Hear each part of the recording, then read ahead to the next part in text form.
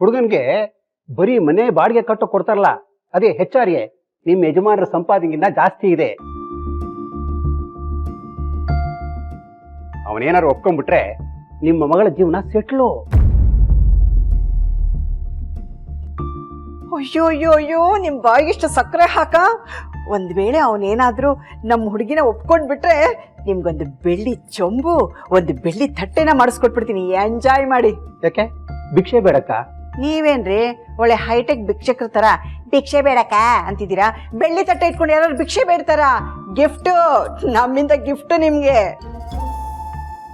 ತಟ್ಟೆ ಚೊಂಬು ವ್ಯವಹಾರ ಸ್ವಲ್ಪ ಬದಿಗಿರ್ಲಿ, ದೊಡ್ಡ ಮನೆಯವರು ಅಂತೀರಾ, ಅವ್ರ ಎಕ್ಸ್ಪೆಕ್ಟೇಷನ್ ದೊಡ್ಡದಾಗೆ ಇರುತ್ತಾ ಏನೋ?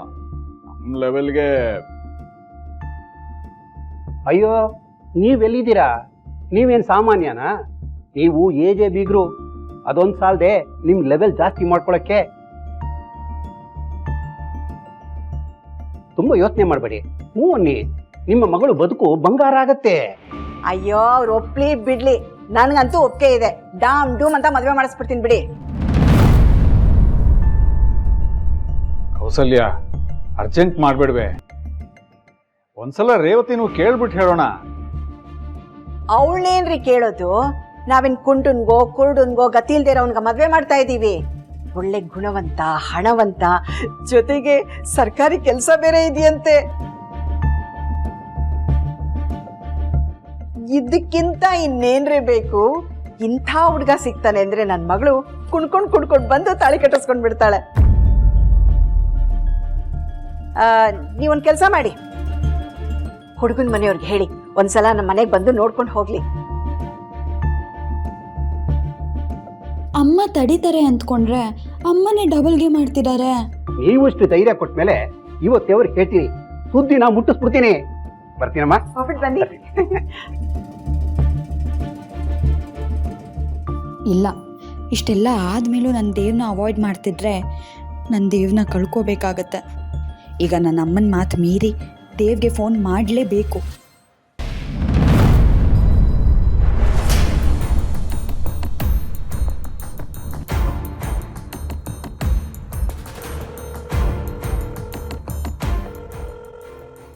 ಛೇ, ದೇವ್ ಬೇರೆ ಕಾಲ್ ಪಿಕ್ ಮಾಡ್ತಿಲ್ಲ.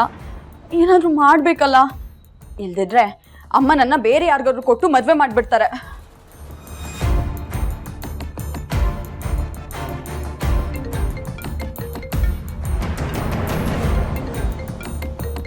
ಇವನೇಕ್ ಈ ತರ ಕದ್ದು ಮುಚ್ಚಿ ಕಳ್ಳನ್ ತರ ಆಡ್ತಿದ್ದಾನೆ?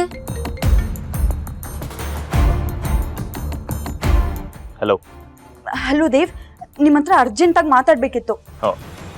ಮಾತಾಡ್ಬೇಕು ಅನ್ನಿಸ್ತಲ್ಲ, ನಾನೆಲ್ಲೋ ನಿನ್ನನ್ನು ಮರ್ತೇ ಹೋಗ್ಬಿಡಿದ್ಯಾ ಅನ್ಕೊಂಡೆ. ಯಾರ ಜೊತೆ ಮಾತಾಡ್ತಿದ್ದಾನೆ? ಯಾರು ಅಂತ ಕಂಡುಹಿಡಿಬೇಕು. ದೇವ್, ಮನೆಯಲ್ಲಿ ನನ್ನ ವಿಷಯನ ತುಂಬಾ ಸೀರಿಯಸ್ ಆಗಿ ತಗೊಂಡಿದ್ದಾರೆ. ಇವತ್ತೇ ಮನೆಗೆ ಬಂದು ಅಪ್ಪನ ಹತ್ರ ಮಾತಾಡಿ. ಈಗಲೇ ಬಂದು ಮಾತಾಡು ಅಂತ ಹೇಳಿದ್ರೆ ಹೇಗೆ? ನನ್ನ ಸಿಚುಯೇಷನ್ ಬೇರೆ ಸರಿ ಇಲ್ಲ ಚುಕ್ಕಿ, ಸ್ವಲ್ಪ ದಿನ ವೇಟ್ ಮಾಡು. ಅಷ್ಟರಲ್ಲಿ ನಂಗೆ ಮದ್ವೆ ಮಾಡಿ ಮುಗಿಸ್ಬಿಡ್ತಾರೆ. ನಮ್ಮಮ್ಮನೂ ನನಗೆ ಕೈ ಕೊಟ್ಟಿರೋ ಹಾಗೆ ಕಾಣಿಸ್ತಿದೆ. ನಾಳೆನೆ ನಾನು ನೋಡೋಕೆ ಹುಡುಗನ ಕಡೆಯವ್ರು ಬರ್ತಿದ್ದಾರೆ.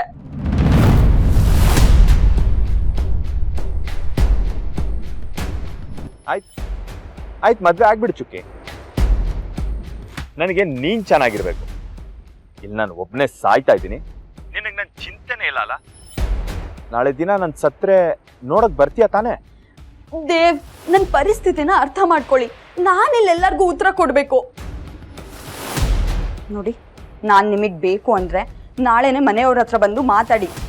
ಇಲ್ಲಾಂದ್ರೆ ನನ್ನ ಪಾಡಿಗೆ ನನ್ನ ಬಿಟ್ಬಿಡಿ, ಮನೆಯವ್ರು ತೋರಿಸಿದ ಹುಡುಗನ್ನ ಸುಮ್ಮನೆ ಮದುವೆ ಆಗ್ತೀನಿ. ನಿನಗಿಲ್ಲಿ ನನ್ನ ಪರಿಸ್ಥಿತಿ ಅರ್ಥ ಆಗ್ತಾ ಇಲ್ಲ ಅಲ್ಲ? ಪವಿತ್ರನ ವಿಷಯದಲ್ಲಿ ನನ್ನ ಕ್ಲಾರಿಟಿ ಸಿಗೋವರೆಗೂ ನಾನು ಏನು ಮಾತಾಡೋದಿಕ್ಕಾಗಲ್ಲ.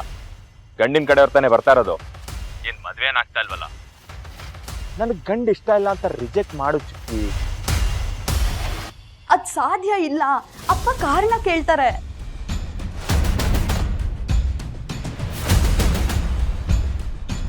ಹಾಗಿದ್ರೆ ಅವರೇ ನಿನ್ನ ಬೇಡ ಅನ್ನೋ ರೀತಿ ಮಾಡು. ಇವನ್ ಮಾತಾಡ್ತಿರೋದು ರೇವತಿ ಜೊತೆನಾ?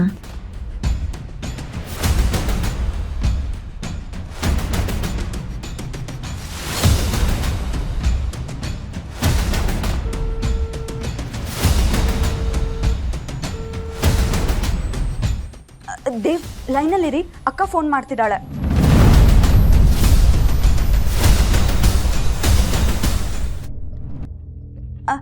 ಹಲೋ ಅಕ್ಕ. ಯಾರ ಜೊತೆ ಮಾತಾಡ್ತಿದ್ದೆ? ನಿನ್ ಫೋನ್ ಯಾಕೆ ಇಷ್ಟೊತ್ತು ಬಿಸಿ ಬರ್ತಿತ್ತು? ಅದು ಕೇಕ್ ಆರ್ಡರ್ ಇತ್ತು, ಅವ್ರ ಜೊತೆ ಮಾತಾಡ್ತಿದ್ದೆ. ಏನಕ್ಕ, ಏನ್ ವಿಷಯ? ಏನಿಲ್ಲ, ಆಮೇಲೆ ಮಾಡ್ತೀನಿ. ಹಲೋ. ಹಲೋ. ಹಾ,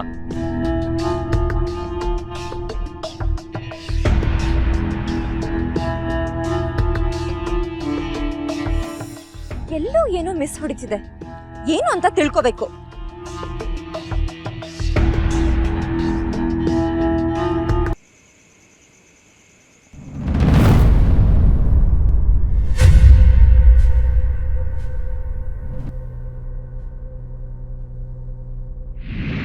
ದುಡ್ಡುಗೋಸ್ಕರ ಲೀಲಾ ಮೇಡಮ್ ಮಾತು ಕೇಳಿ ಮಣ್ತಿನ ಕೆಲಸ ಮಾಡಿಬಿಟ್ಟೆ, ಕ್ಷಮಿಸಿ.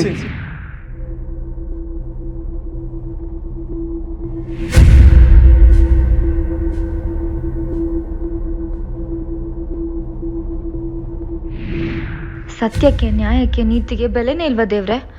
ಪ್ರತಿ ಸಲ ನೀನು ನನ್ನ ಜೊತೆ ಇದ್ದು ಕಾಪಾಡ್ತಿದ್ದೆ, ಆದರೆ ಈ ಸತಿ ಯಾಕೆ ನಾನು ಕೈ ಬಿಟ್ಬಿಟ್ಟೆ? ನಂಗೆ ಯಾಕೆ ನೀನು ಈ ಥರ ಕ್ರಿಮಿನಲ್ ಬುದ್ಧಿ ಕೊಡಲಿಲ್ಲ?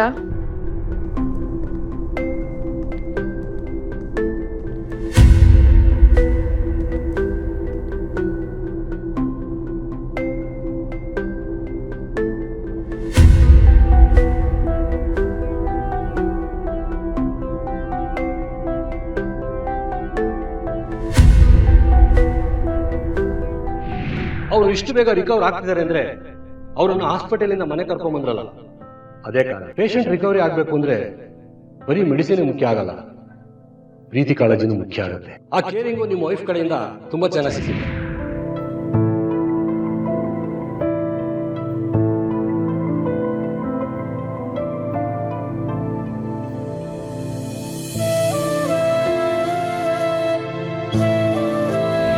ಒಡವೆಗಳು ಹೋಗಿದ ಕಾರಣ ದುರ್ಗಾ ದುರ್ಗಾ ದುರ್ಗಾ.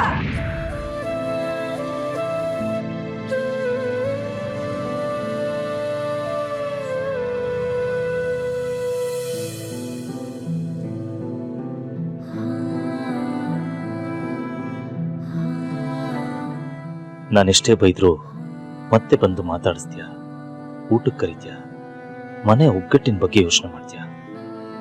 ಇಷ್ಟು ಒಳ್ಳೆ ಮನ್ಸಿರು ನೀನು ದುರ್ಗಾ ವಿಚಾರದಲ್ಲಿ ಯಾಕೆ ಹೀಗೆ ನಡ್ಕೋತಿದ್ಯಾ? ನನಗೆ ನೀನು ಯಾಕೆ ಅರ್ಥ ಆಗ್ತಾ ಇಲ್ಲ?